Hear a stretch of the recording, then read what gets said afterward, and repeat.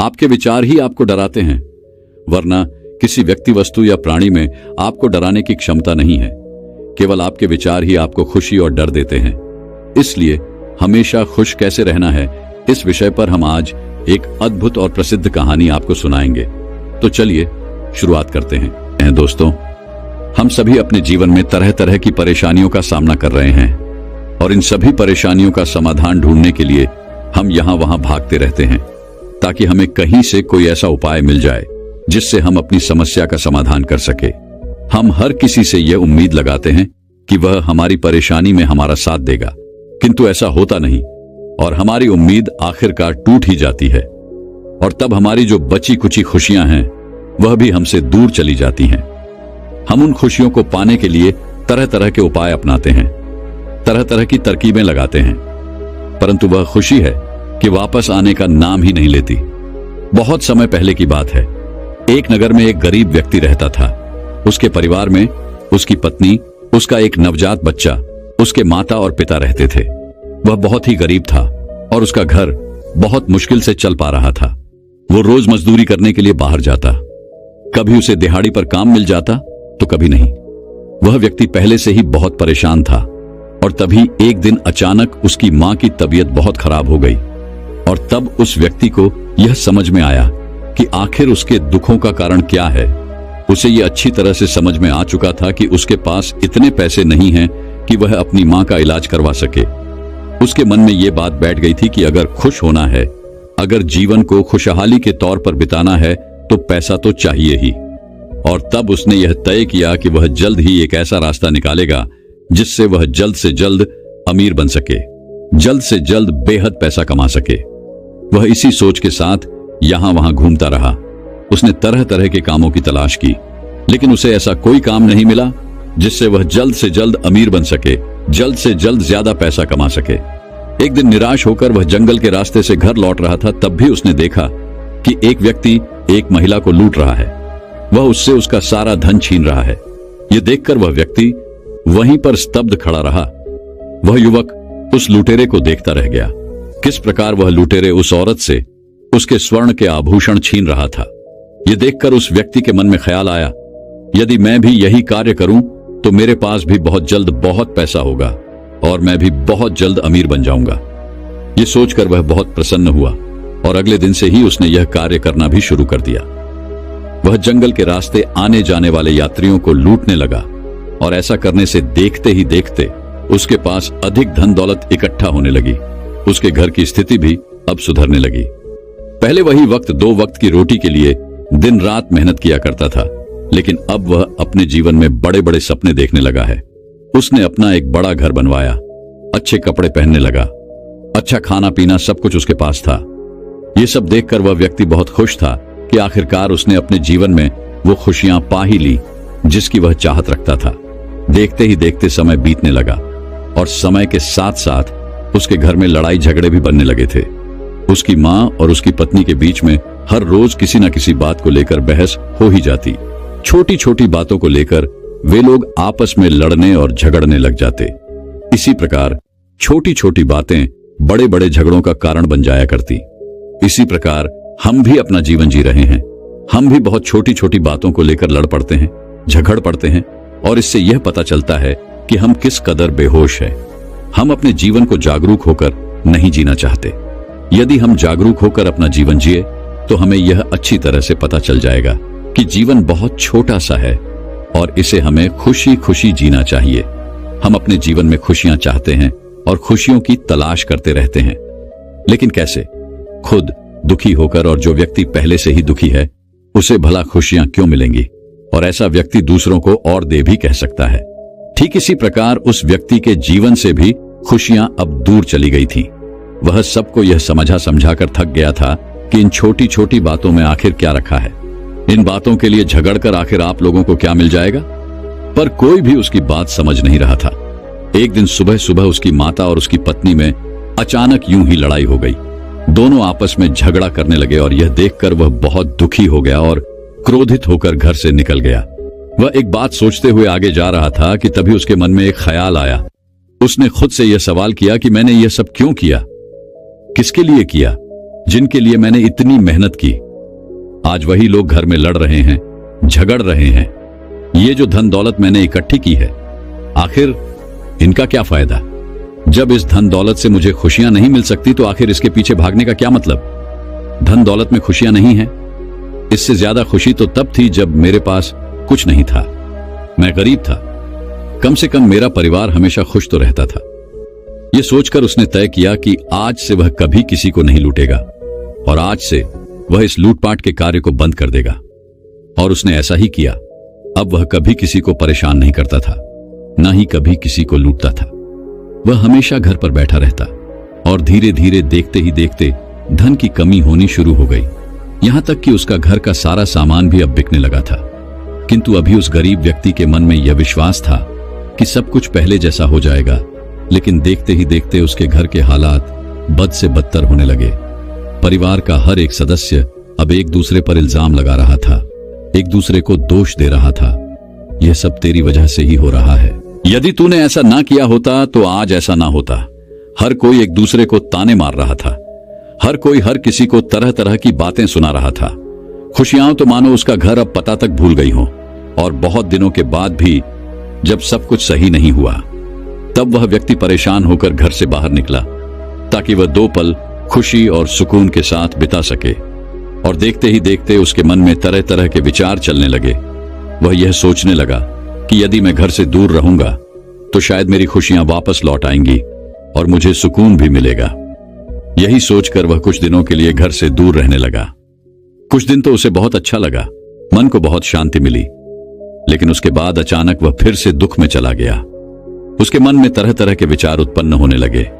एक दिन एक पेड़ के नीचे बैठकर वह यह सोच रहा था, मुझे लगता है कि घर पर अब सब कुछ ठीक हो चुका होगा। अब मुझे घर चले जाना चाहिए। वैसे भी मेरी माँ, मेरे पिताजी और मेरी पत्नी मेरी चिंता कर रहे होंगे। वह मुझे न जाने कहां कहां ढूंढ रहे होंगे।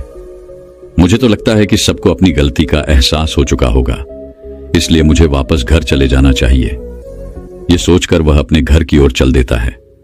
और जैसे ही वह अपने घर के करीब पहुंचता है, तभी उसे एक बार फिर से लड़ाई झगड़ों की आवाज सुनाई देने लगती है। वे सभी आपस में लड़ते हुए एक दूसरे से कह रहे थे, उसके चले जाने का कारण तू ही है, तेरे ही कारण यह सब हुआ है। इसी प्रकार वे सभी एक दूसरे पर यही इल्जाम लगा रहे थे, एक दूसरे को दोष दे रहे थे। लेकिन किसी को भी उस व्यक्ति को ढूंढने की चिंता या फिक्र नहीं थी, बल्कि उन लोगों को इस बात की चिंता थी कि वह किसकी वजह से गया। यह सुनकर उस व्यक्ति का दिल मानो टूट सा गया। वह भीतर ही भीतर पूरी तरह से निराश हो गया। और तभी उसकी नजर अपने छोटे बच्चे पर पड़ी, जो अपने छोटे छोटे पैरों से यहां वहां भाग रहा था और खेल रहा था, मुस्कुरा रहा था। एक वही था जो वहां पर पूरी तरह से खुश था। उसे उन सब की बातों से कोई लेना देना नहीं था। वह तो बहुत छोटा सा था। अपने बच्चे को इस तरह से देखकर उसका मन पिघल गया। उसकी आंखों में आंसू आ गए। उसने सोचा कि एक बार जाकर उसे गले लगा लेता हूं। मैं इतने दिनों से उससे दूर था, कम से कम गले लगाने से मेरे मन की प्यास बुझ जाएगी। लेकिन जैसे तैसे उसने खुद को संभाला और रोता हुआ वहां से वापस लौट गया। और अब उसने यह निश्चय कर लिया था कि वह घर तभी लौटेगा जब उसे सच में खुशियां मिल जाएंगी। वह खुशी की तलाश में यहां वहां भटकता रहा, लेकिन उसे खुशी कहीं नहीं मिली।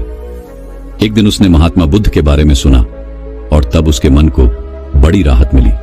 उसने महात्मा बुद्ध के बारे में पहले भी बहुत कुछ सुन रखा था। वह जानता था कि बुद्ध सभी के प्रश्नों का उत्तर देते हैं, वह सभी की समस्याओं का समाधान करते हैं, जिस कारण उस व्यक्ति के मन में आशा की एक किरण जाग उठी। उसने तय किया कि वह महात्मा बुद्ध से अवश्य मिलेगा और उसने अगले दिन ही अपनी यात्रा प्रारंभ कर दी। और एक लंबी यात्रा के बाद आखिरकार वह महात्मा बुद्ध के पास जा पहुंचा। और वह युवक महात्मा बुद्ध से कहता है बुद्ध, मैंने सुना है आप सभी की समस्याओं का समाधान करते हैं। आप कभी किसी को खाली हाथ नहीं जाने देते। मेरी भी एक समस्या है। क्या आप मुझे बता सकते हैं, क्या आखिर यह खुशी कहां मिलती है? मैं अपने परिवार के लिए खुशी ले जाना चाहता हूं।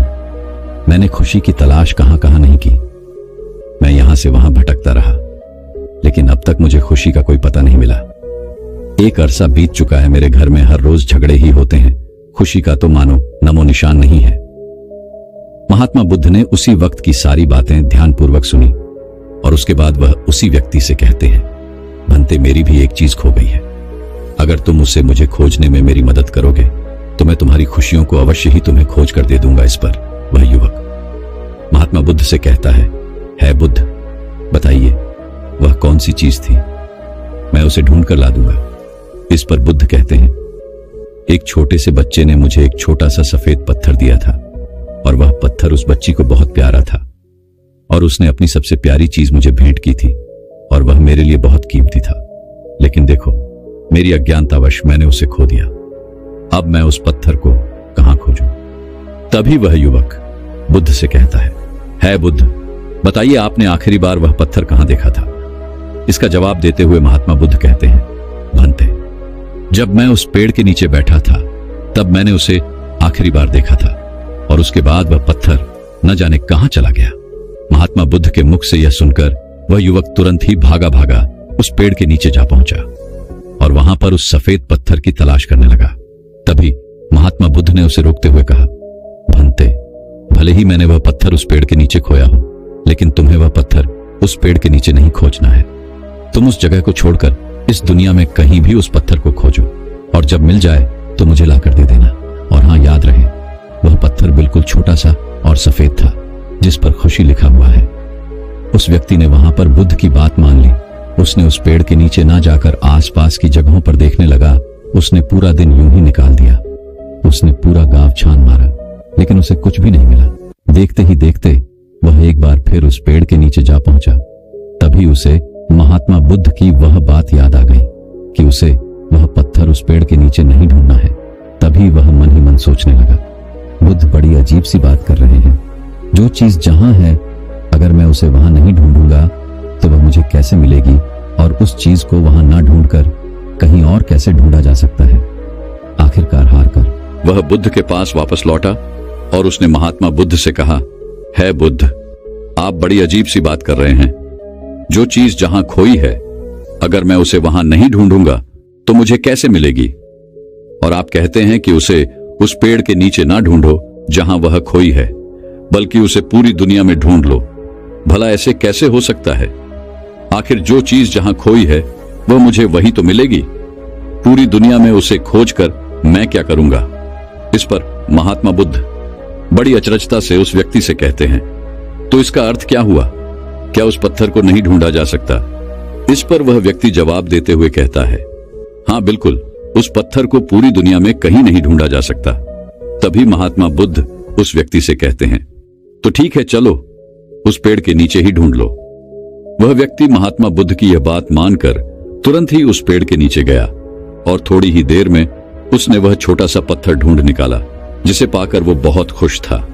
उसे लेकर वो महात्मा बुद्ध के पास आया और वो पत्थर महात्मा बुद्ध के हाथों में रखते हुए उसी वक्त महात्मा बुद्ध से कहता है बुद्ध, लीजिए, मैंने आपका पत्थर खोज लिया।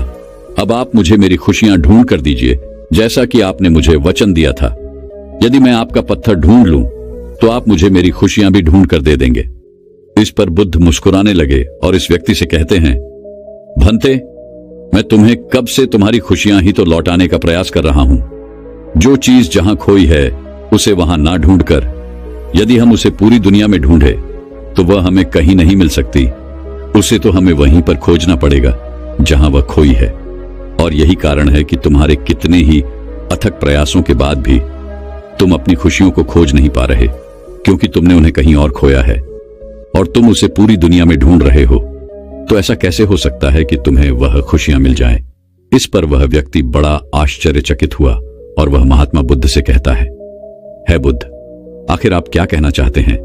आप यह कह रहे हैं कि मैंने अपनी खुशियां कहीं और खोई हैं, तो आप ही मुझे बताइए कि आखिर मैंने अपनी खुशियां कहां पर खोई हैं और मुझे क्यों नहीं पता कि वह कहां पर है।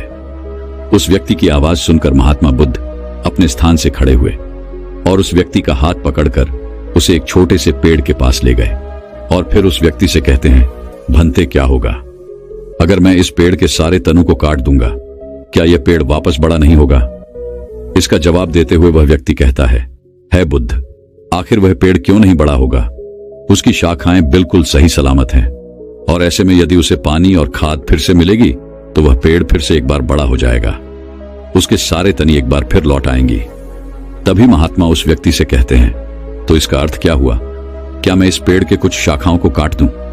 क्या ऐसा करने से यह पेड़ फिर बड़ा नहीं होगा? क्या ऐसा करने से इसकी शाखाएं फिर से तैयार नहीं होंगी?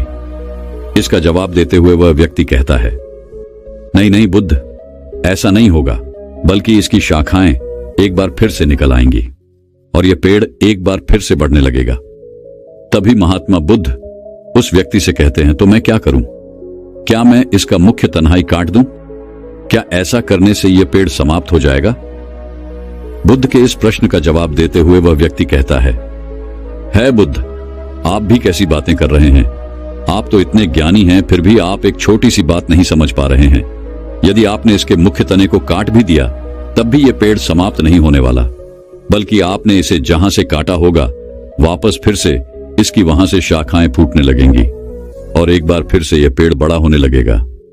हां, इसमें समय जरूर लगेगा, लेकिन यह पेड़ बड़ा जरूर होगा। तभी महात्मा बुद्ध उस व्यक्ति से कहते हैं, तो बनते हुए क्या करूं? आखिर इस पेड़ को मैं कैसे समाप्त करूं? तुम ही मुझे बताओ, तुम ही मेरा मार्गदर्शन करो। इसका जवाब देते हुए वह व्यक्ति कहता है, इस धरती के भीतर इसके जो जड़ें मौजूद हैं वह इस पेड़ को संचालित कर रही है और वे यह निर्धारित कर रही हैं कि यह पेड़ ऊपर से कैसा दिखाई देगा, इसका आकार कैसा होगा, इसकी मजबूती कितनी होगी। जब तक उस जड़ को समाप्त नहीं किया जाएगा तब तक यह पेड़ वापस धरती के ऊपर निकलता ही रहेगा। उस व्यक्ति की आवाज सुनकर महात्मा बुद्ध मुस्कुराने लगे और इस व्यक्ति से कहते हैं, यह तो तुमने बिल्कुल ठीक कहा बनते। जिस प्रकार इस पेड़ की जड़ें धरती के भीतर है, उसी प्रकार मनुष्य की जड़ें भी उसके ही भीतर होती हैं। यदि उसे बाहर कोई भावना नहीं दिखाई दे रही तो इसका अर्थ यह है कि उसकी जड़ों में ही कोई कमी है। अर्थात जिस प्रकार तुम खुशियां बाहर ढूंढ रहे हो और वह तुम्हें नहीं मिल रही, और मिलेंगी भी कैसे, क्योंकि वह तो तुम्हारे भीतर है। जब तक तुम भीतर से खुश नहीं रहोगे तब तक बाहर किसी भी चीज में तुम्हें आनंद नहीं मिलेगा, तब तक बाहर की किसी भी चीज में तुम्हें वह खुशी नहीं मिलेगी। महात्मा बुद्ध की यह बात सुनकर वह व्यक्ति बुद्ध से कहता है बुद्ध, आप सत्य कहते हैं, लेकिन बाहर के हालत, बाहर के वातावरण हमारी खुशियां हमसे छीन लेते हैं। ऐसे में हम क्या करें? इस पर बुद्ध जवाब देते हुए कहते हैं, भंते, ये सब तुम्हारा भ्रम है। इस पेड़ को देखो, एक समय ऐसा भी आता है जब इस पेड़ के सारे पत्ते गिर जाते हैं और फिर एक और समय आता है जब इस पेड़ पर हरे भरे नए पत्ते आते हैं और यह प्रक्रिया निरंतर चलती रहती है। और इससे तुम ये समझ सकते हो कि बाहर की स्थितियां केवल कुछ समय के लिए परिवर्तित जरूर होती हैं, पर वह भीतर की उस शक्ति को, वह भीतर की उस परिस्थिति को बाहर आने से रोक नहीं सकती। सच्ची खुशी तुम्हारे भीतर ही है। फिर चाहे परिस्थितियां कैसे भी क्यों ना हो, चाहे तुम पर दुखों का पहाड़ ही क्यों ना टूट पड़ा हो, तुम उन परिस्थितियों में खुशियां ढूंढ ही लोगे। तुम्हारे चारों तरफ खुशियां ही खुशियां हैं। केवल अपने भीतर झांको, अपने अंतरात्मा में अपनी खुशी को ढूंढो। इस पर वह व्यक्ति महात्मा बुद्ध से कहता है बुद्ध, आप जो कह रहे हैं वह बिल्कुल सत्य है, लेकिन मैं अपनी अंतरात्मा में खुशी कैसे ढूंढ सकता हूं? मुझे तो अपने भीतर उतरना आता ही नहीं। इसका जवाब देते हुए महात्मा बुद्ध उस व्यक्ति से कहते हैं, भंते, जब तुम किसी को लड़ते या झगड़ते हुए देखते हो तो तुम्हें कैसा लगता है? इसका जवाब देते हुए वह व्यक्ति कहता है बुद्ध, मुझे बहुत बुरा लगता है। मेरा मन करता है कि मैं वहां से कहीं दूर चला जाऊं। तभी महात्मा बुद्ध उस व्यक्ति से एक और प्रश्न करते हुए कहते हैं, अच्छा, जब तुम किसी को प्रेम भरी बातें करते हुए देखते हो तब तुम्हें कैसा लगता है? इसके जवाब में वह व्यक्ति कहता है, ऐसा लगता है कि मानो स्वर्ग यहीं पर है। तभी महात्मा उस व्यक्ति से कहते हैं, भंते, यही तो कारण है जो तुम्हारे अंतर्मन में परिवर्तन ला रहा है। इसलिए यदि तुम चाहते हो कि तुम्हारा अंतर्मन परिवर्तित हो जाए तो बाहर की चीजों से संबंध खत्म कर दो। ध्यान करो, अपने आप पर ध्यान लगाओ, अपने भीतर झांको, बाहर की चीजों को यूं ही छोड़ दो। बाहर की चीजों से यदि सहायता लेनी है तो ऐसी संगत कर जो तुम्हें तुम्हारे भीतर झांकने में मदद करे, ध्यान करने में तुम्हारी मदद करे, तुम्हारे भीतर उतरने में वह तुम्हारी सहायता कर सके। अच्छे लोगों और अच्छे विचारों की तरफ आगे बढ़ो। भूतकाल में जो हो चुका उसे छोड़ दो। इतना कहकर बुद्ध शांत हो गए और वह व्यक्ति बुद्ध के हर एक उद्देश्य का पालन करना शुरू करता है और देखते ही देखते केवल कुछ ही दिनों में उसका मन शांत होने लगता है। वह अपने चारों ओर खुशियां महसूस कर पाता है। देखते ही देखते यूं ही समय बीतने लगा और समय के साथ साथ वह अब पहले से अधिक खुश रहने लगा था और अब वह खुशी को अपने घर ले जाना चाहता था।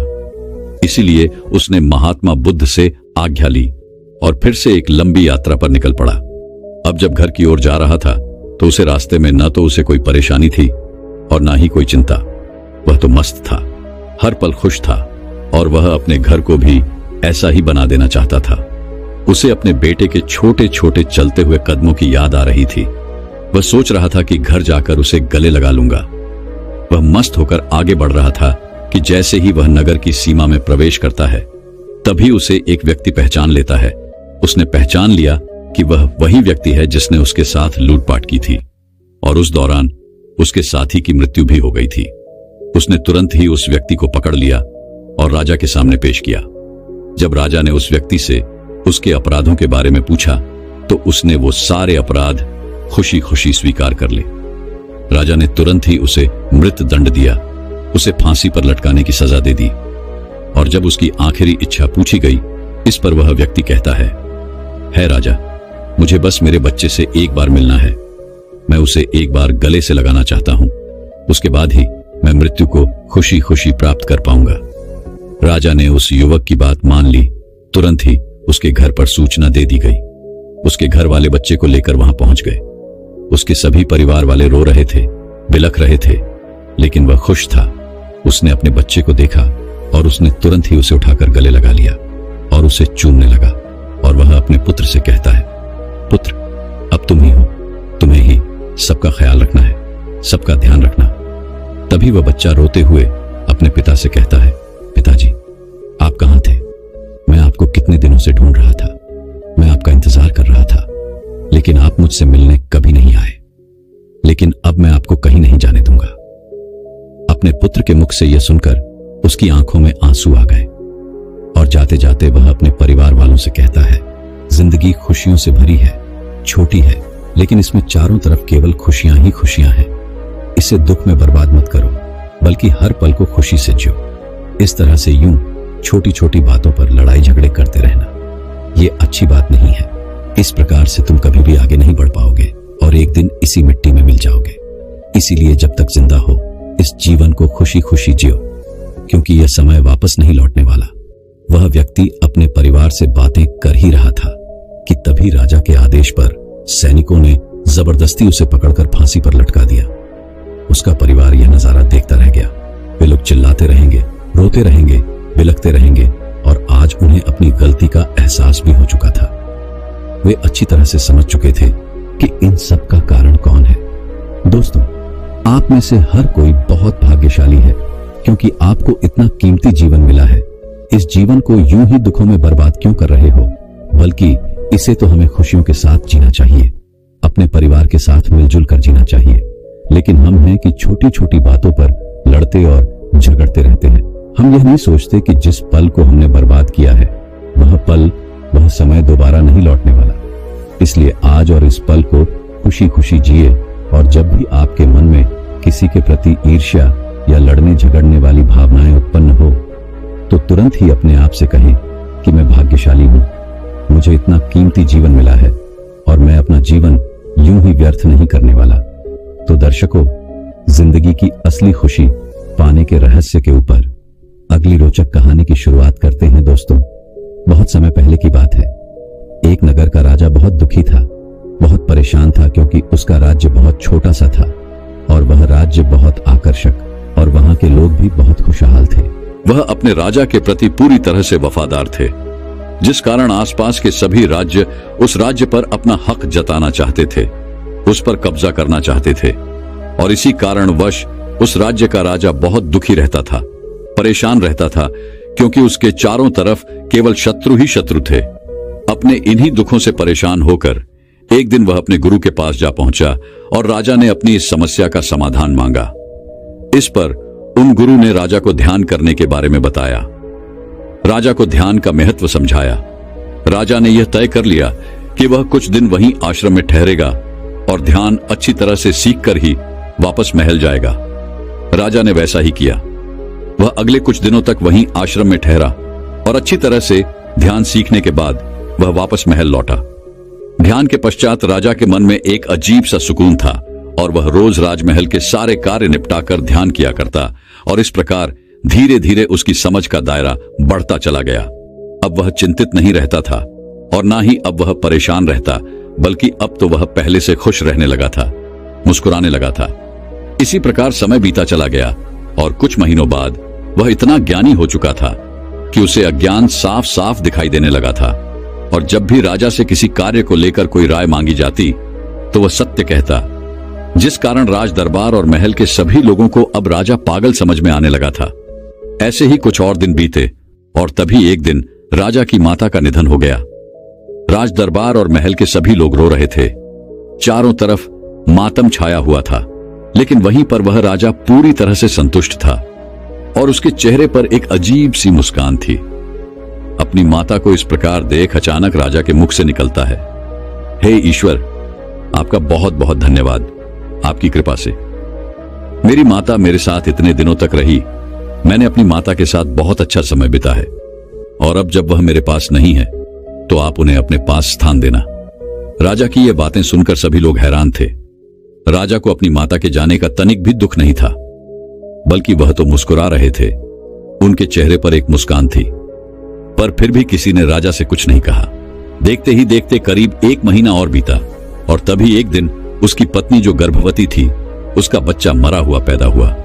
जब यह खबर राजा तक पहुंची तब वह राजा मुस्कुराते हुए कहता है, हे ईश्वर, तेरा धन्यवाद।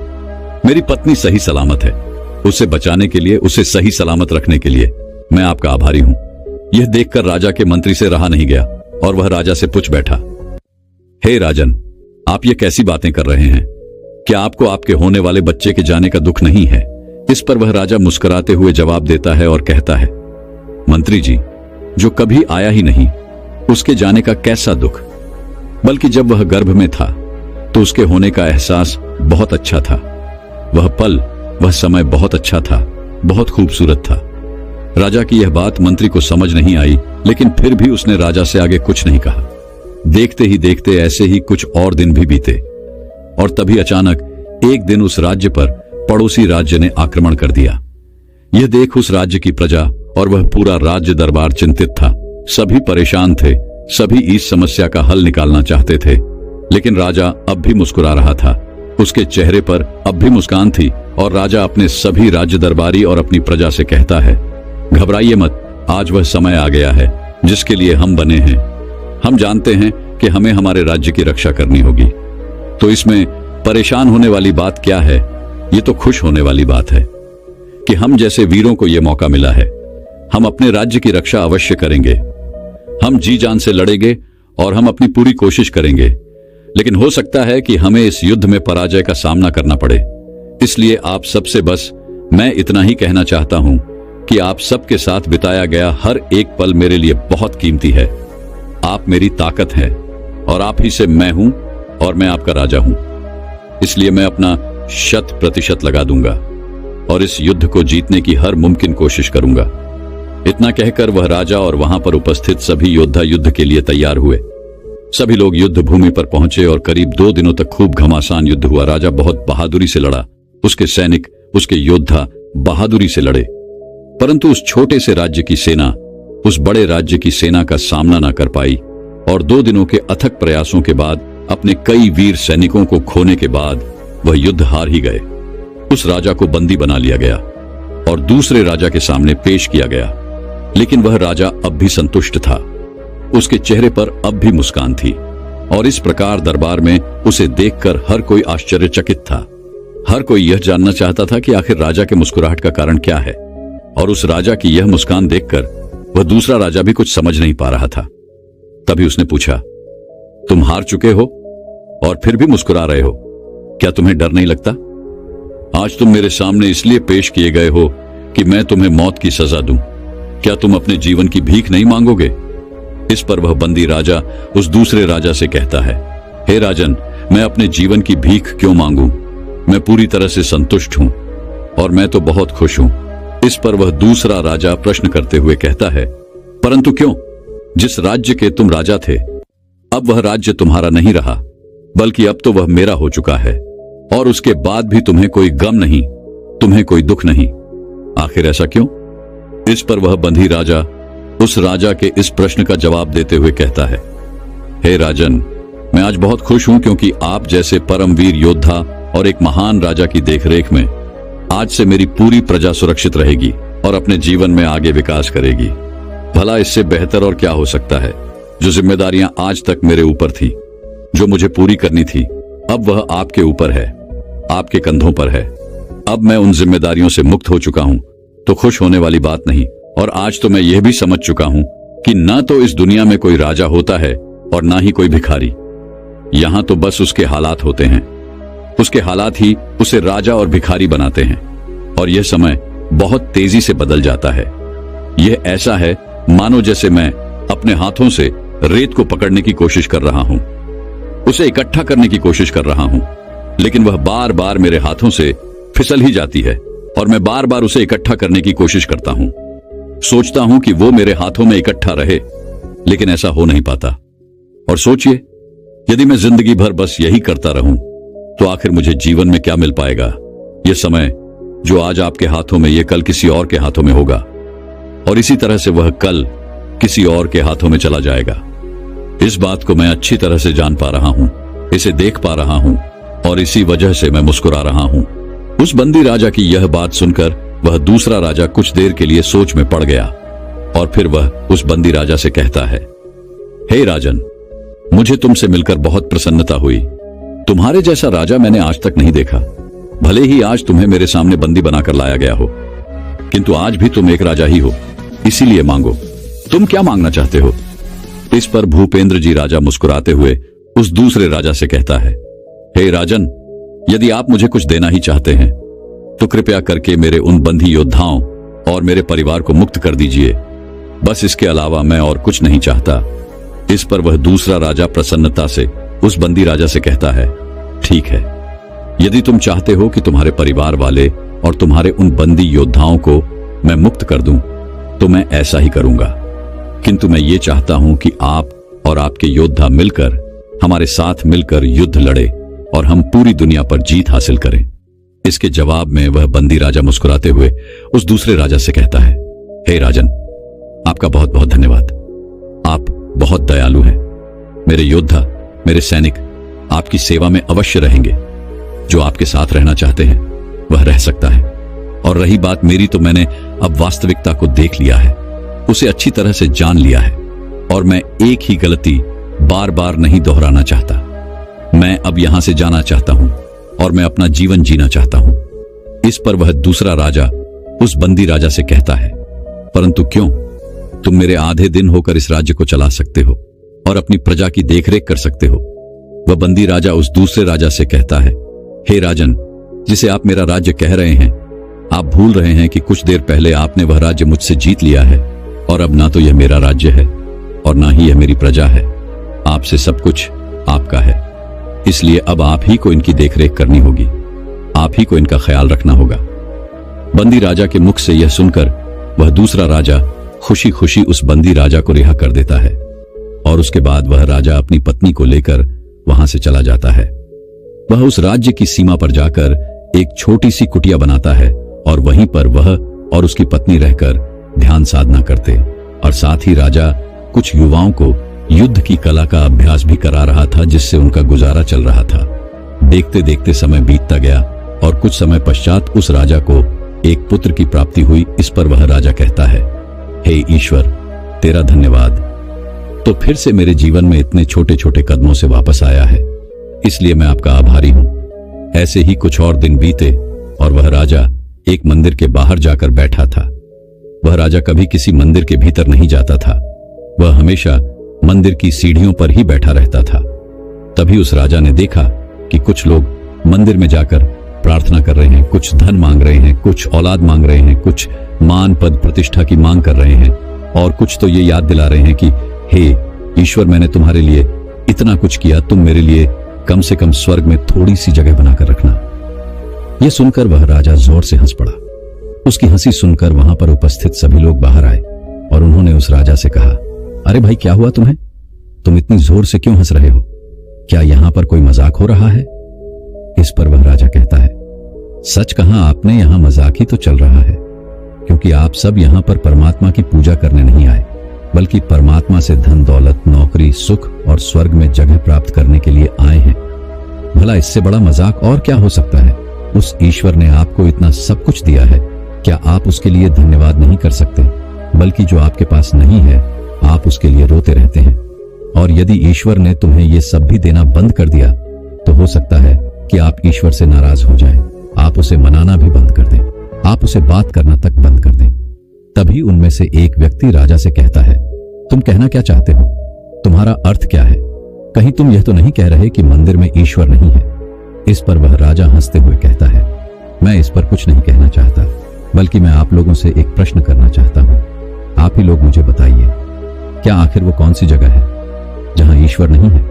राजा का यह प्रश्न सुनकर वहां पर उपस्थित हर एक व्यक्ति चुप हो गया, क्योंकि किसी के पास राजा के इस प्रश्न का कोई जवाब नहीं था। तभी आगे वह राजा उन सभी से कहता है, आप सभी यहां प्रार्थना करने नहीं आते और इसी कारण आप लोगों की प्रार्थना कभी स्वीकार नहीं होती। तभी उनमें से एक व्यक्ति राजा से कहता है, तो आप भी बता दीजिए, आखिर प्रार्थना करने का सही तरीका क्या है? आखिर प्रार्थना कैसे की जाती है? इस पर वह राजा मुस्कुराते हुए उन सभी से कहता है, प्रार्थना करने के लिए किसी खास स्थान की कोई जरूरत नहीं है। आप जहां हैं वहां पर भी प्रार्थना कर सकते हैं, वह आपको हर जगह से सुन रहा है। और रही बात मेरी, तो जब मैं प्रार्थना करता हूं तो मैं ईश्वर से इतना ही कहता हूं, तेरी मर्जी पूरी हो, तू जो चाहे वह पूरा हो, तू जैसा रखिए वैसा हो। मेरा तो कुछ भी नहीं, सब कुछ तेरा ही है। फिर आखिर मैं क्यों चिंता करूं, मैं क्यों फिक्र करूं? जो तूने दिया है वह बहुत दिया है, और अगर तू कुछ देगा तो वह तेरी मेहरबानी है। मैं भी तेरा, यह सब भी तेरा। तू जो करे वह भला है, तू जो करे वह सब ठीक है। तू कभी गलत नहीं करता, दूसरा सही है। अगर मुझ में कोई गलती दिख भी रही है तो वह भी तेरी ही कमी है। हे मालिक, तेरा धन्यवाद। राजा की यह प्रार्थना सुनकर सभी लोग राजा के सामने नतमस्तक हो गए और वह राजा से पूछने लगे, आप कौन हो, कहां से आए हो? राजा इस पर जवाब देते हुए कहता है, मैं तो कोई नहीं, सब यही है। राजा इतना कहकर वहां से चला गया और वहां पर उपस्थित एक गुरुवर को राजा की सारी बातें समझ में आ चुकी थी। उन्होंने राजा की इन सभी बातों का अर्थ समझाते हुए वहां पर उपस्थित सभी से कहा, वह हमें बस इतना समझाने की कोशिश कर रहे हैं कि यहां इस दुनिया में आपका कुछ नहीं, आप भी अपने नहीं हैं। तो ऐसे में आप लोगों को क्यों सताते हो? आखिर क्रोध क्यों करते हो? किसी को धोखा क्यों देते हो? क्यों किसी को रुलाते हो? याद रखना, इस दुनिया को तुम अपने बाहों में जितना भी समेटने की कोशिश करोगे, हर बार सब कुछ रेत की तरह आपके हाथों से निकल जाएगा। दोस्तों, आपको यह कहानी बताने का मेरा मतलब यह नहीं कि आप अपनी दुनियादारी, अपने काम धंधे, अपना व्यापार, अपनी नौकरी, अपने परिवार को छोड़कर सब कुछ बंद करके अपनी आंखें बंद करके बैठ जाएं। बल्कि मेरा यह कहानी सुनाने का मतलब यह है कि आप अपने काम को बेहतर तरीके से कर सकें, जिस प्रकार उस राजा ने सब कुछ जानते हुए भी अपने कर्तव्य को कभी नहीं छोड़ा, बल्कि वह बहादुरी से युद्ध लड़ा, जबकि वह जानता था कि यह युद्ध उसके जीवन का आखिरी युद्ध भी हो सकता है। लेकिन वह अपने कर्तव्य से पीछे नहीं हटा और जब वह युद्ध हार गया तब भी उसने कभी शोक नहीं मनाया। उस बात का उसे तनिक भी दुख नहीं था, बल्कि वह तो खुश था और जानता था कि उसके साथ जो कुछ हुआ है वह अच्छा हुआ है और आगे चलकर भी अच्छा ही होगा। इसलिए यदि आप भी अपने जीवन में असफल हो रहे हैं और आपको बार बार असफलता का मुख देखना पड़ रहा है, तो यह जान लीजिए कि आपके लिए कुछ और बेहतर सोचा गया है। जितना आप चाहते हैं उससे कुछ बड़ा सोचा गया है, बस आपको उसके काबिल बनना है। और जैसे ही आप उसके काबिल बन जाएंगे, वह चीज आपको जरूर मिल जाएगी। और इसलिए जो भी आपके पास है इस समय, जो भी आपके साथ है, उसका धन्यवाद करिए, उसके प्रति कृतज्ञ रहिए, क्योंकि अभी आप जिंदा हो और आपको एक कोशिश करने का और मौका मिला है। और जब तक आप मौजूद हो तब तक कोशिश चलती रहेगी और एक न एक दिन आपको सफलता भी अवश्य मिलेगी। किंतु आप एक बात और ध्यान रखिएगा कि यह कोशिश करने का मौका हर किसी को नहीं मिलता। आप कितने भाग्यशाली हैं कि आपको यह मौका एक बार फिर मिला है। तो इस मौके को हाथ से ना जाने दे। बल्कि इसका इस्तेमाल करें। उस ईश्वर का धन्यवाद करें और अपनी राह में आगे बढ़े, क्योंकि वह यही चाहता है कि आप आगे बढ़ते रहें और अपने मंजिल तक पहुंचे। वह आपको और बेहतर बनाना चाहते हैं, इसीलिए तो उन्होंने आपको असफलता का मुख दिखाया है। वह जानते हैं कि यदि आप आज ही सफल होंगे तो आप आगे चलकर उस बड़ी सफलता को प्राप्त नहीं कर पाएंगे, और यही कारण है कि आपको असफलता का मुख देखना पड़ रहा है। इसलिए इस असफलता से डरिए मत, बल्कि सफल होने के लिए आगे बढ़िए। कुछ लोग झूठ बोलकर और दिखावा करके लोगों का मन जीतने का प्रयास करते हैं, लेकिन जब सच्चाई सामने आती है तब वह लोग फंस जाते हैं और उन्हें फिर कभी कोई पसंद नहीं करता। इसलिए लोगों को आकर्षित करने का सही तरीका कौन सा है, वह कौन से गुण है जिससे असल जिंदगी में कोई भी आकर्षित हो सकता है। तो चलिए उन गुणों के बारे में आज हम एक रहस्यमय कहानी के माध्यम से जानें। तो चलिए शुरुआत करते हैं। कभी कभी जीवन आपको बड़ी मुश्किल में डाल देता है। ऐसे ही मुश्किल में रोहन नाम का एक युवक फंसा हुआ था। उसे अपने घर से निकले हुए बहुत समय हो गया था। कई महीने बीत चुके थे। वह अपने घर से यह कहकर निकला था कि मैं नगर में कमाने के लिए जा रहा हूं, लेकिन बहुत समय बीतने के बाद भी उसे कोई काम नहीं मिल रहा था। इसीलिए उसने निश्चय किया कि वो किसी भी तरीके से अपनी कमाई का साधन बनाकर रहेगा। उसने अपने ही जैसे 3-4 युवकों की टोली बना ली थी और उन सब ने योजना बनाई थी कि वो किसी भी धनवान व्यक्ति को बुद्धू बनाकर उसका धन उससे हासिल कर लेंगे। छल कपट, झूठ और प्रपंच, यही रोहन और उसके साथियों के हथियार थे। उन्होंने योजना तो बना ली थी, लेकिन उन्हें यह समझ में नहीं आ रहा था कि वह अपने शिकार को ढूंढेंगे कैसे, और ढूंढने के बाद उसे बुद्धू बनाकर उसका धन कैसे लूटेंगे। आखिरकार उन चारों ने योजना बना ली। उनकी योजना थी क्यों किसी ऐसे स्थान पर जाएंगे जहां पर बहुत सारे अमीर लोग आते हों, और वहां पर उन अमीरों में जो भी आदमी सबसे ज्यादा दिखावा करेगा उनका शिकार वही होगा। उन्होंने नगर में एक ऐसी जगह ढूंढ ली थी जहां पर नगर के ज्यादातर अमीर लोग जुआ खेलने के लिए आते थे। उन चारों की योजना थी कि वो एक ऐसा नाटक रचेंगे जिसमें रोहन किसी नगर का महाराज कहलाया जाएगा और उसके सभी साथियों में से 2 साथी उसके अंगरक्षक होने का अभिनय करेंगे। सिर्फ रोहन ही नहीं था जो राजा होने का दिखावा कर रहा था, उसके साथ उसका दूसरा साथी भी था जो किसी दूसरे नगर का राजा होने का दिखावा कर रहा था। आखिर उनकी योजना क्या थी, यह आपको कुछ देर में पता चल जाएगा। अगले दिन से सुबह सुबह सारे लोग अपने पात्र के हिसाब से वस्त्र धारण करके उस जगह पहुंचे जहां पर शहर के ज्यादातर अमीर लोग जुआ खेलने के लिए आते थे। रोहन उस जगह पर एक नगर का महाराज बनकर पहुंचा था, जिसके पीछे उसके साथी अंगरक्षक साथ साथ चल रहे थे। सब अमीर लोगों की नजर उन पर टिकी हुई थी, क्योंकि रोहन उन सब में सबसे ज्यादा अमीर लग रहा था।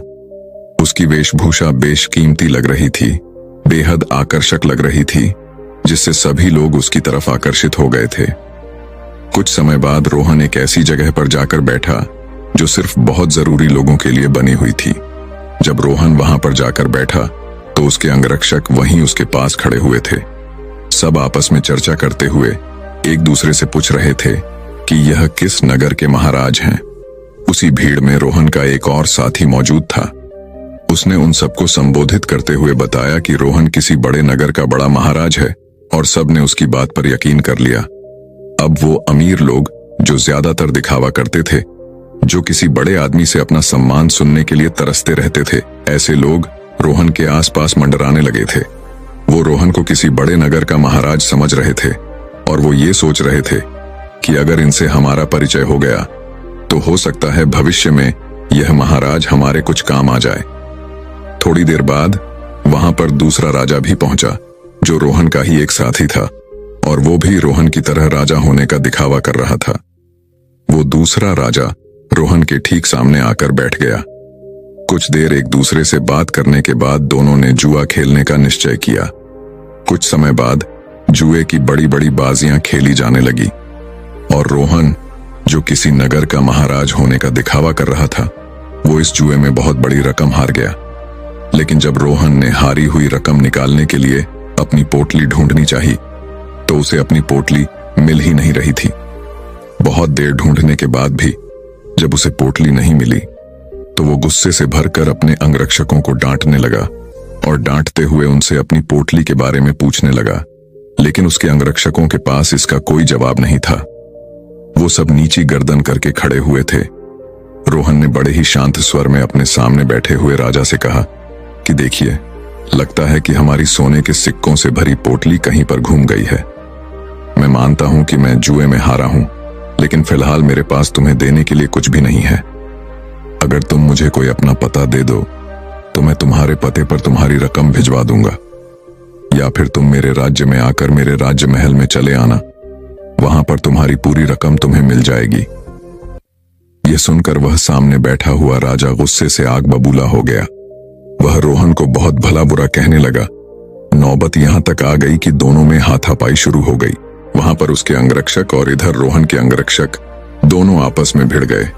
कुछ देर बाद एक अमीर आदमी उन दोनों के बीच में पहुंचा और उन दोनों का झगड़ा सुलझाते हुए उसने कहा कि महाराज, आप मुझसे कुछ धनुर्धर ले लीजिए। आपको लड़ने की जरूरत नहीं है, यह आपको शोभा नहीं देता, यह आपकी शान के खिलाफ है। मैं आपको धनुर्धर दे देता हूं, आप मेरा धन मुझे लौटा देना। यह रहा मेरा पता। और अपना पता देते हुए उस अमीर आदमी ने रोहन को बहुत सारे सोने के सिक्के दे दिए जितने वो जुए में हारा था। उसने उसी के सामने बैठे हुए राजा के मुंह पर फेंक कर मारे और उस राजा से कहा कि हमारे लिए इन मुद्राओं की कोई कीमत नहीं है। तुम हमें जानते नहीं हो कि हम कितने बड़े महाराज हैं, हमारा नगर कितना बड़ा है, कितना खुशहाल है। अगर तुम कभी हमारे नगर में आओगे तो तुम्हें पता चलेगा। इस सज्जन ने मेरी मदद की है और बदले में मैं इसे इसका इनाम जरूर दूंगा। और यह कहते हुए रोहन ने उसे अपने नगर का पता देते हुए कहा कि अगर तुम हमारी मदद नहीं करते तो शायद आज हमें अपमानित होना पड़ता, लेकिन तुमने हमारी इज्जत बचाई है और बदले में हम तुम्हें सम्मान से नवाजेंगे। तुम्हें कभी भी किसी भी चीज की जरूरत हो तो तुम बेहिचक हमारे नगर में, हमारे राजमहल के अंदर चले आना। तुम्हारे लिए हमारे राजमहल के दरवाजे हमेशा खुले रहेंगे। वह अमीर आदमी तो चाहता ही यही था कि किसी तरह मेरा काम निकल जाए, किसी तरह मैं महाराज की नजर में ऊंचा बन जाऊं कि भविष्य में कोई मैं अपना काम उनसे निकलवा सकूं। थोड़ी देर बाद संध्या हो चुकी थी और संध्या समय सभी अपने घर की तरफ प्रस्थान कर गए। रोहन ने भी उस अमीर आदमी से जाने के लिए आज्ञा मांगी और कुछ समय में उसका धन वापस लौटाने का वादा करते हुए रोहन वहां से अपने अंगरक्षकों के साथ प्रस्थान कर गया। उनके द्वारा रचे गए नाटक में एक अमीर आदमी फंस चुका था, जिससे उन्होंने बहुत सारा धन भी ऐंठ लिया था। रोहन ने योजना बनाई थी कि जैसे ही वह किसी अमीर आदमी को बेवकूफ बना देगा तभी वह इस नगर को छोड़ देगा, क्योंकि यहां पर रहना अब खतरनाक साबित हो सकता था। इसीलिए उसने अपने उस साथी को बुलाने के लिए कहा जो दूसरे राजा बनने का नाटक कर रहा था, क्योंकि सोने के सिक्कों से भरी पोटली तो उसी के पास थी, लेकिन बहुत ढूंढने के बाद भी रोहन का वो साथी उसे कहीं नहीं मिला। अब रोहन को आभास हो गया था कि उसके साथी ने उसी को बेवकूफ बनाया है और सारा धन लेकर वह रफ्फू चक्कर हो गया है। जब रोहन को इस बात का पता चला तो उसे बहुत दुख हुआ। उसे कोई रास्ता नहीं सूझ रहा था। बिना धन के वो इस नगर को छोड़ भी नहीं सकता था, क्योंकि कहीं जाने के लिए भी धन चाहिए था, और जिस अमीर आदमी से उसने धन उधार लिया था वह उसे इस नगर में जरूर किसी न किसी दिन पकड़ लेगा, और जिस दिन वो उसे पकड़ लेगा उसे लंबी कारावास हो जाएगी। यहां पर समझने की बात यह थी कि वो अमीर आदमी उन लोगों के बीच में दिखावा करने की कोशिश कर रहा था कि मैं राजा के कितने करीब हूं, मैं उनकी मदद करता हूं, ताकि दूसरे अमीर लोगों को यह लगे कि इसके संपर्क बहुत ऊंचे ऊंचे हैं, ये बहुत अमीर और बहुत रईस लोगों के बीच में उठता बैठता है, जिससे उसका ओहदा अपने साथियों के बीच बढ़ सके। इसीलिए उसने दिखावे की वजह से रोहन रूपी राजा को वह धन उधार दे दिया था। और रोहन तो जैसा कि आप सबको पता है, वो तो इसीलिए दिखावा कर रहा था कि वो किसी को अपना शिकार बना सके। लेकिन वो कहते हैं कि जैसी करनी वैसी भरनी, दोनों को दिखावे की सजा मिली। उस अमीर आदमी का धन लुट गया और यहां रोहन को उसके साथी ने ही बेवकूफ बना दिया था। कुछ समय बाद रोहन को उस नगर के दरबारियों ने ढूंढना शुरू कर दिया, क्योंकि उस अमीर आदमी को पता चल चुका था कि उसके साथ छल हुआ है, उसके साथ कपट हुआ है, और वह किसी भी कीमत पर रोहन को ढूंढना चाहता था। इसीलिए रोहन को छुपकर जंगल के रास्ते से वह नगर छोड़कर भागना पड़ा। जंगल में छुपते छुपाते वो एक दिन एक भिक्षु की कुटिया में पहुंचा, जहां पर एक भिक्षु ध्यान कर रहा था। रोहन उस भिक्षु के चेहरे की सादगी देखकर उसकी तरफ बहुत आकर्षित हो गया। उनके ध्यान से बाहर आने का इंतजार करने लगा। कुछ देर बाद भिक्षु ने जब अपनी आंखें खोली तो उन्होंने सामने बैठे रोहन को देखा। उन्होंने रोहन से पूछा कि तुम कहां जा रहे हो और यहां पर मुझसे क्या चाहते हो? रोहन उनके चरणों में गिर पड़ा और रोते हुए उनको बोला, गुरुदेव, मैं दिखावा कर करके थक चुका हूं। मुझे कोई रास्ता नजर नहीं आ रहा। घर वालों के सामने मुझे दिखावा करना पड़ता है कि मैं नगर में कोई काम कर रहा हूं और नगर में मैं लोगों को बेवकूफ बनाता हूं, उनके साथ छल करता हूं, कपट करता हूं। मेरा पूरा अस्तित्व दिखावे पर टिका हुआ है। कृपया करके मुझे कोई ऐसा तरीका बताएं जिससे मैं आहत की तरह सादगी भरा जीवन जी सकूं, खुश होकर, शांत होकर अपने जीवन का मजा ले सकूं। मैं थक गया हूं। भिक्षु ने मुस्कुराते हुए कहा कि सारी दुनिया दिखावा ही तो कर रही है। कोई अगर तुमसे कहता है कि तुम तो बहुत ही ईमानदार आदमी हो, तो तुम खुश हो जाते हो यह जानते हुए कि तुम एक झूठे और मक्कार आदमी हो। हर जगह, हर परिस्थिति में जब भी किसी इंसान को मौका मिलता है तो वह दिखावा करने से चूकता नहीं है। यह तुमने भी जरूर महसूस किया होगा। दिखावा करने के बाद तुम्हें तो यह लगता है कि तुम बहुत समझदार हो, तुम चालाक हो, लेकिन चालाक होने के कारण तुम्हारे जीवन की सरलता खो जाती है। तुम साधारण नहीं रह पाते। तुम हर जगह दिखावा करने की कोशिश करते हो और इसीलिए जीवन के आनंद को तुम कभी महसूस ही नहीं कर पाते। लेकिन समझने की बात यह होती है कि आदमी दूसरे के सामने दिखावा तभी करता है जब वह सामने वाले की नजर में ऊंचा होना चाहता है। अगर तुम सामने वाले से प्रभावित नहीं होते तो तुम्हें दिखावा करने की कोई जरूरत ही नहीं रहेगी, क्योंकि तुम किसी ना किसी तरह सामने वाले आदमी को आकर्षित करना चाहते हो, उसे अपनी ओर खींचना चाहते हो, और यही दिखावे का सबसे बड़ा कारण होता है। लेकिन जो इंसान तुम्हारे दिखावा करने की वजह से तुम्हारी तरफ आकर्षित हुआ है, तो कल अगर उसे तुम्हारी सच्चाई पता चलेगी तो वह तुमसे दूर भी हो जाएगा। इसीलिए दिखावा करने की वजह से अपने भी हमसे दूर होते चले जाते हैं। हमें इसका कभी एहसास ही नहीं होता और हम अकेले पड़ते चले जाते हैं। आखिरकार हम पाते हैं कि हमारे आसपास कोई भी मौजूद नहीं है जिसे हम अपना कह सकें, जिससे हम अपने दिल की बात कर सकें, क्योंकि हर इंसान के सामने हमने सिर्फ दिखावा ही किया है।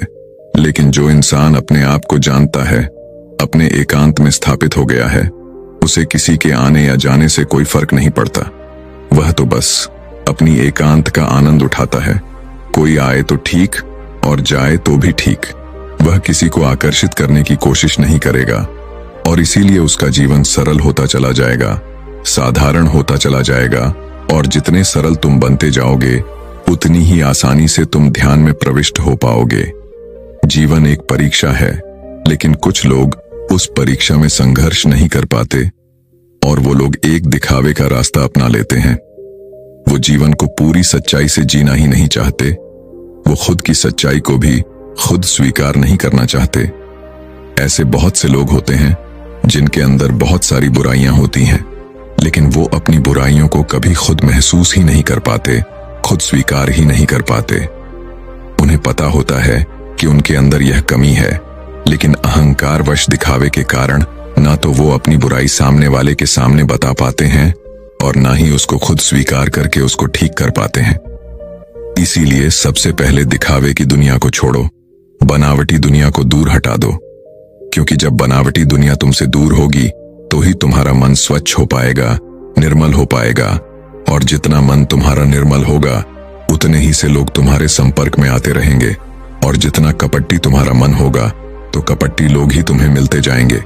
हमें वही लोग जीवन में मिलते हैं जिस तरह का हमारा खुद का नजरिया होता है। अगर हमारा नजरिया शुद्ध है तो हमें शुद्ध लोग ही मिलेंगे, और वहीं पर अगर हमारा नजरिया कपट से भरा हुआ है, धोखे से भरा हुआ है, तो हमें रास्ते में ऐसे ही लोग मिलेंगे। तुम किसी को धोखा दोगे, कोई तुम्हें धोखा देगा, और यह गोला निरंतर चलता रहता है। इस चक्कर से बाहर आने का सिर्फ एक ही तरीका है, किसी को आकर्षित करने की कोशिश मत करो। किसी को भी जबरदस्ती झूठ बोलकर खुश करने की कोशिश मत करो। बस तुम अगर यह छोटा सा सिद्धांत अपना लेते हो तो तुम्हारी बनावटी दुनिया कब सच में बदल जाएगी।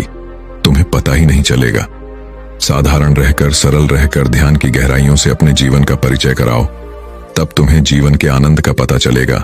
तब तुम समझोगे कि जीवन के असली मायने क्या होते हैं। किसी को बेवकूफ बनाना, किसी को झूठ बोलना, जबरदस्ती दिखावा करना, यह जीवन नहीं है। ये कुछ और है। ये दुख है, ये संताप है, और यही दुखों का कारण है।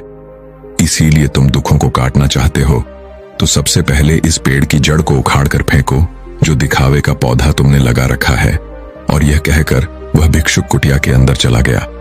उनके जाने के बाद रोहन ने महसूस किया कि उसके जीवन में जितनी भी समस्याएं हैं, उसके पीछे मूलभूत कारण उसका दिखावा ही है। अगर वो दिखावा करना छोड़ देता है तो जाहिर सी बात है वो झूठ बोलना भी छोड़ देगा। फिर कैसी भी परिस्थिति हो, वह सिर्फ सच बोलेगा।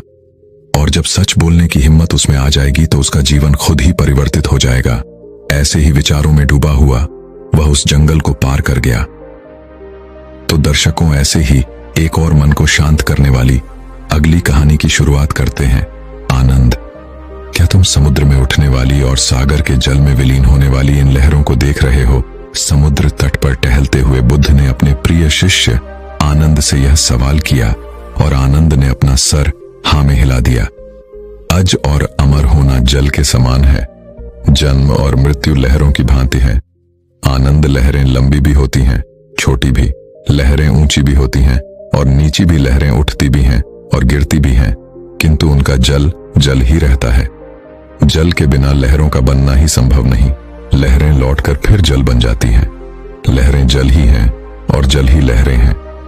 हालांकि लहरें उठती और गिरती है, किंतु यदि वे समझ जाएं कि वे स्वयं ही जल हैं तो जन्म और मृत्यु की धारणाओं से परे पहुंच जाएं। उन्हें जन्म मरण की चिंता ही न रहेगी, ना भय रहेगा और ना ही दुख रहेगा। आनंद को बुद्ध के पास अभी ज्यादा समय नहीं हुआ था, इसीलिए उसके मन में बहुत सारे सवाल थे। आनंद ने बड़े प्रेम से हाथ जोड़कर बुद्ध से प्रश्न किया कि ही तथागत, सुनने में तो समझ में आता है कि जीवन और मरण इन लहरों की भांति होते हैं, लेकिन इस भाव को आत्मसात कैसे किया जाए? इसको परिपूर्णता में कैसे समझा जाए? कैसे इसे हमारा मन स्वीकार करे ताकि हमारे जीवन से सब कष्ट दूर हो जाए? आपके समझाने से मेरे तर्क तो शांत हो गए, लेकिन मेरा मन शांत नहीं हुआ। आखिरकार इस मन को शांत कैसे किया जाए? इसको कैसे समझाया जाए? बुद्ध ने बड़े शांत स्वर में कहा कि हमारा मन 18 अंशों से बना होता है। इन 18 अंशों के बिना हमारे मन की कोई भी स्वतंत्रता नहीं होती। जब तुम इन 18 अंशों को भली भांति समझ लेते हो तो तुम अपने मन के गुलाम नहीं रह जाते, तुम उसके मालिक बन जाते हो, जिसकी लगाम तुम्हारे हाथ में होती है। उसके बाद तुम अपने मन के पीछे नहीं दौड़ते, बल्कि तुम्हारा मन तुम्हारे अनुसार कार्य करता है। इन 18 अंशों में सबसे पहले 6 इंद्रियां होती हैं। 6 इंद्रियों के विषय होते हैं और इन 6 इंद्रियों के द्वारा जन्म लेने वाली चेतनाएं होती हैं। सहेंद्रियां दृष्टि, सुनने की शक्ति, सूंघने की शक्ति, स्वाद, काया, चेतना और मनुष्य। चेतना और इन इंद्रियों के विषय होते हैं रूप, ध्वनि, गंध, स्वाद, स्पर्श और चित्त के विषय। और 6 चेतनाएं जो इंद्रियों के कारण जन्म लेती है वह इस प्रकार है: देखना, सुनना, स्वाद लेना, स्पर्श करना और समझना। इन 18 ही अंशों के बिना कोई मन नहीं होता। ये 18 अंश जन्म, मृत्यु और परिवर्तनशीलता से बंधे होते हैं। इसीलिए मैं कहता हूं कि मन नाना प्रकार की भावनाओं का एक संग्रह है जिसकी प्रकृति ही परिवर्तनशील होती है। तुम ये तो समझ गए हो कि हमारा मन इन 18 अंशों से मिलकर बना होता है, लेकिन यह भी बात समझने की होती है कि इन अंशों को जो भी स्वाद, गंध या जिस भी वस्तु में ज्यादा मजा आता है वही हमारे मन से बंध जाता है, उसी का हमारा मन गुलाम हो जाता है। तुम यूं समझो कि अगर तुम्हें गर्मी लग रही है और अचानक तुम्हारे सामने कहीं से ठंडी हवा आने लगे, तुम समुद्र के सामने टहल रहे हो और तुम्हारे चेहरे पर ठंडी ठंडी हवा की बौछार पड़ने लगी।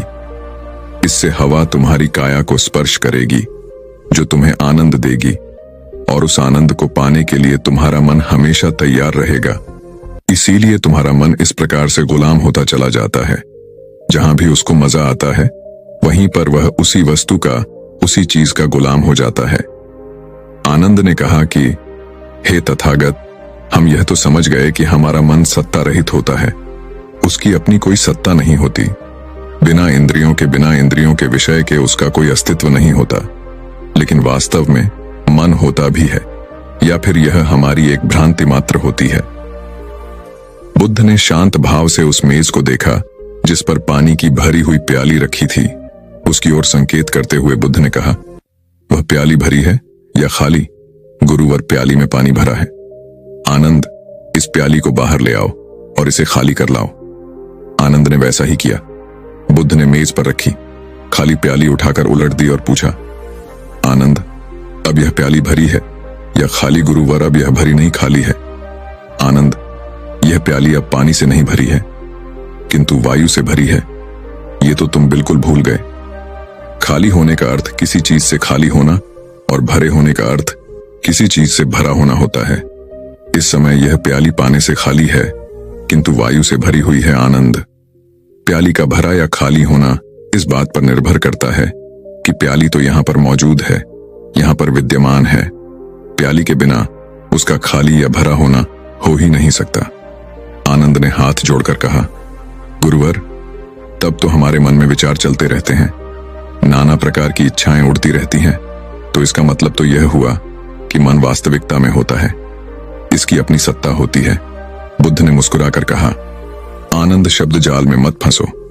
मन का अस्तित्व इतना सूक्ष्म है कि उसे सामान्य अवधारणा से समझा नहीं जा सकता। उनका अस्तित्व वैसा ही है जैसा शून्यता का अस्तित्व होता है। आनंद, अभी हमने भरी और खाली प्याली की चर्चा की। यद्यपि हमने समझ लिया कि मेज पर रखी प्याली जल से खाली है, यदि हम गहराई से देखें तो यह भी पूर्णतः सत्य नहीं है। आनंद, जिन तत्वों से प्याली का निर्माण हुआ है, क्या उनमें आप जल तत्व की विद्यमानता नहीं देखते?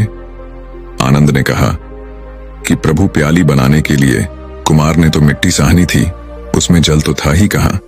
आनंद, यदि हम गहराई से देखें तो प्याली में जल तत्व विद्यमान है। हालांकि हमने पहले कहा था कि प्याली जल से खाली है। प्याली की विद्यमानता जल की विद्यमानता पर ही निर्भर है। आनंद, क्या तुम इस प्याले में अग्नि तत्व को देख पा रहे हो? जी हां, प्रभु, प्याली को पकाने के लिए अग्नि तत्व जरूरी है। बिना गर्मी या अग्नि तत्व के यह प्याली पक ही नहीं सकती। बुद्ध ने पूछा कि इसके अतिरिक्त और क्या क्या देख रहे हो? आनंद ने उत्तर दिया कि मैं वायु तत्वों को भी देख रहा हूं। वायु ना होती तो ना तो अग्नि जलती और न कुंभार जीवित रह सकता था। मैं इसमें कुंभार के कुशल हाथों की कारीगरी, उसकी चेतना, उसकी भट्टी, वे पेड़ जिनसे भट्टी जलाने की लकड़ी आती है, वर्षा, धूप और पृथ्वी जिससे वे पेड़ उगते हैं, उन सब को देख पा रहा हूं। प्रभु, परस्पर अवलंबित उन हजारों तत्वों को मैं देख रहा हूं जो इस प्याली को अस्तित्ववान बनाने में योग्य देते हैं। बुद्ध ने कहा कि बहुत सुंदर आनंद, प्याली पर ध्यान करने से उन सभी तत्वों को देखा जा सकता है जो उसके भीतर और बाहर विद्यमान होते हैं। तुम्हारी अपनी स्वयं की चेतना भी उनमें से एक तत्व है। यदि तुम गर्मी सूर्य को लौटा दो, मिट्टी पृथ्वी को लौटा दो, जल सरिता को लौटा दो, कुमार को उसके माता पिता को लौटा दो और लकड़ी वन के वृक्षों को लौटा दो, तो क्या प्याली का अस्तित्व संभव है? आनंद, ध्यान करने पर हम पाएंगे कि प्याली स्वतंत्र रूप से सत्ता में आ ही नहीं सकती।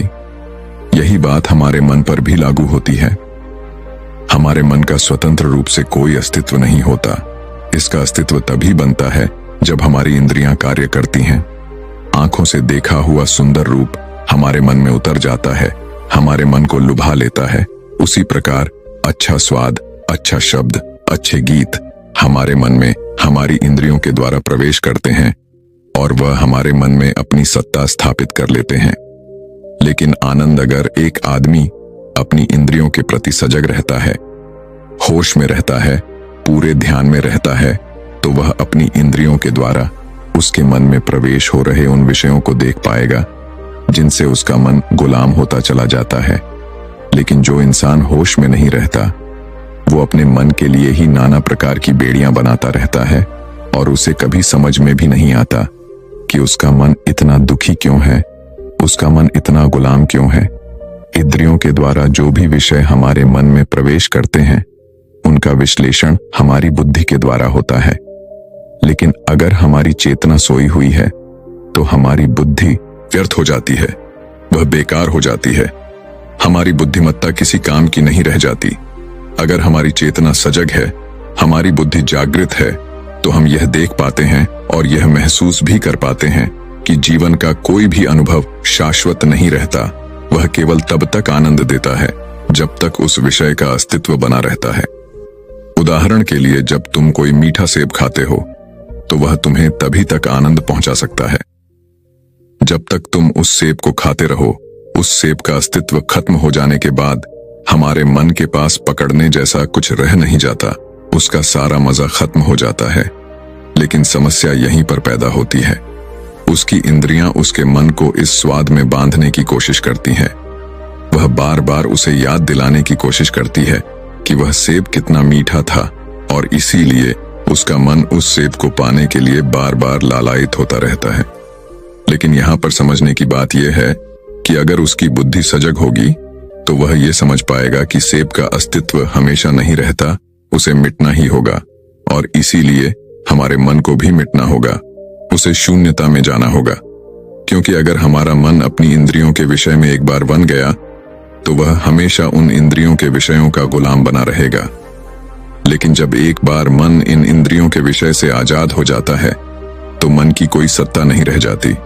उसके बाद हमारी इंद्रियां सिर्फ अपना कार्य करेंगी, क्योंकि हमारी बुद्धि हमारी इंद्रियों के ऊपर उसकी मालिक बनकर बैठी हुई है, जो उनसे कार्य करवा रही हैं। कहने का अर्थ यह है कि एक बार अगर मन मिट जाता है तो हमारी इंद्रियां सत्य की अनुभूति करती हैं।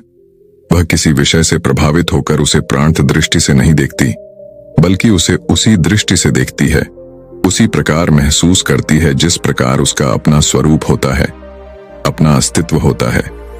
उदाहरण के लिए, जब तुम कोई मीठा सेब खाते हो तो एक बार जब तुम्हारी जीवा उसका मीठा स्वाद चख लेती है तो उसके बाद जब भी तुम किसी दूसरे सेब को देखोगे तो तुम उसी स्वाद को याद करोगे।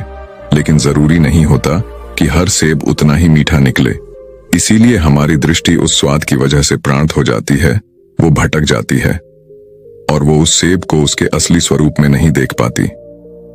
काम वासना में लिप्त आदमी अपने सुख भोग के लिए एक बार जो आनंद ले लेता है वो बार बार उसी आनंद को लेने की कोशिश करता है। लेकिन हर बार अलग अलग इंसान के साथ वो वही सुख भोग हासिल करना चाहता है, और इसीलिए वो काम वासना के चक्र में फंसता चला जाता है। क्योंकि उसकी इंद्रियों ने जो एक बार सुख भोगा, उसके मन में वह सुख स्थापित हो गया और उसका मन उस सुख को पाने के लिए उसे दर दर भटकाने की कोशिश करता है। बुद्ध ने आनंद को संबोधित करते हुए कहा कि तुमने कभी भिक्षु का जीवन देखा है? उसका जीवन कितना साधारण होता है। वह साधारण खाना खाता है, साधारण बिस्तर पर सोता है और कभी कभी तो जमीन पर ही सो जाता है। ना तो वह कभी कोई राग सुनता है और ना ही कोई नया स्वाद लेने की कोशिश करता है। विषय वस्तु से हमेशा बचा रहता है और इसीलिए उसका ध्यान में जा पाना बहुत ही आसान हो जाता है। वह ध्यान की उन गहराइयों को महसूस कर पाता है और वह उस परमानंद की स्थिति को प्राप्त कर पाता है जो कोई भी विषय वस्तु उसे कभी भी नहीं पहुंचा सकती। कोई भी विषय वस्तु एक सीमित समय के लिए तुम्हें कुछ आनंद दे सकती है, लेकिन परमानंद वह होता है जो किसी भी विषय वस्तु से जुड़ा हुआ नहीं रहता, जो शाश्वत होता है, जो सत्य होता है। लेकिन वो परमानंद तभी शाश्वत रह पाता है जब हमारा मन मिट जाता है। तुमने बहुत से लोगों से सुना होगा कि इस काम में हमारा मन नहीं लगता, या फिर इस काम में हमारा बहुत मन लगता है। वह वास्तविकता में जब मन मिट जाता है तो उसे हर काम में वही आनंद आता है जो उसे अपना रुचिपूर्ण कार्य करने में मजा आता है। वही आनंद वह हर काम को करने में महसूस करता है, लेकिन वो तभी संभव हो पाता है जब वो अपने मन को मिटा देता है, जब वो परमानंद की स्थिति को प्राप्त कर लेता है। और मन तभी मिट सकता है या फिर परमानंद तभी प्राप्त किया जा सकता है जब हम अपने इंद्रियों के विषयों के प्रति पूरे सजग रहें, पूरे होश में रहें। इसके बाद बुद्ध ने सभी को वो ध्यान करने के लिए कहा जिससे वो अपनी इंद्रियों के प्रति सजग हो सके। बुद्ध ने उनको बताया कि आज जब तुम ध्यान करो तो अपनी इंद्रियों के प्रति पूरे सजग रहना। तुम्हारे कान क्या सुनते हैं, तुम्हारी त्वचा कैसा महसूस करती है, और सभी इंद्रियों के प्रति इसी प्रकार जब तुम सजग रहोगे तो तुम्हें पता चलेगा कि तुम्हारे मन में विषय किस प्रकार प्रवेश करते हैं। इसके बाद बुद्ध, आनंद और उनके सभी शिष्य गहरे ध्यान में उतर गए। दोस्तों, मैं उम्मीद करता हूं कि यह कहानी सुनने से आपके जीवन में अच्छे बदलाव आए होंगे। आपको इस वीडियो से क्या सीखने मिला, ये कमेंट करके जरूर बताएं और अपने परिवार, दोस्तों या आपके करीबी इंसान के साथ ये कहानी शेयर करके उन्हें भी इस ज्ञान से परिचित करवाएं। बाकी अगर आपको यह वीडियो दिल से अच्छी लगी हो तभी इस वीडियो को लाइक कर देना, और आपने अब तक इस चैनल को सब्सक्राइब ना किया हो तो चैनल को सब्सक्राइब भी जरूर कर देना। आपका हर दिन शुभ हो और खुशियों से आपका जीवन भरा रहे। धन्यवाद। नमो